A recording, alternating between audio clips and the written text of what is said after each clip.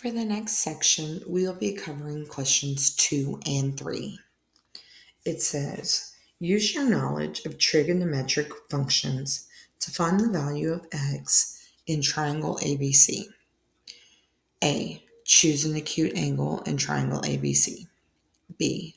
Identify the sides opposite, adjacent, or hypotenuse with respect to the acute angle chosen. C. Use the sides to choose an appropriate trig function. D. Write an equation using the identified sides, acute angle, and trig function chosen. E. Solve for x. Question 3 states, use your knowledge of trig functions to find the value of y in the triangle below. A. Choose an acute angle in triangle DEF and identify sides as adjacent, opposite, or hypotenuse with respect to the angle you chose. B. Use the sides to choose an appropriate trig ratio and write an equation using the identified sides, acute angle, and trig function. Then solve for y. For these two questions, I'm going to give you 8 minutes to work through questions 2 and 3. Please note that the way that you work it might not be the same as everybody else. Go ahead and pause your videos now.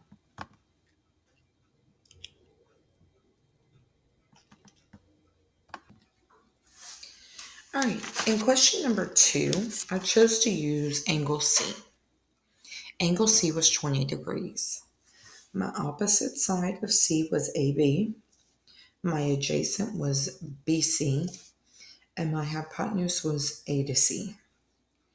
Based on the information that was given to me, I was given AB, which is opposite, and I was given AC, which is my hypotenuse.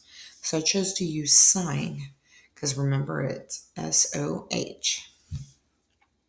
So I did the sine of 20 degrees equals opposite over hypotenuse. And I solved for x. I got 5.13 here. Let's take a look at question number 3. Question number 3 stated, the same setup. This time I chose to use angle E. Now, what do we know about angle E and angle F? They're complementary. So that means they should sum up to 90 degrees. So you'll notice whenever it came to using the angle measure a little later in the problem, I did 90 minus 10 to get 80. Opposite of angle E is DF. Adjacent to it is ED. And my hypotenuse is EF. Well, I'm given my hypotenuse and I'm given DF, which is opposite. So again, I'm going to be using the sine function. Here I have sine of 80 equals opposite, which is 12, over y, which is my hypotenuse. I multiply by y on both sides and then divided by sine of 80. When I did that, degree and rounding appropriately, I got 12.2 to be my y value. On to the wrap up of this lesson.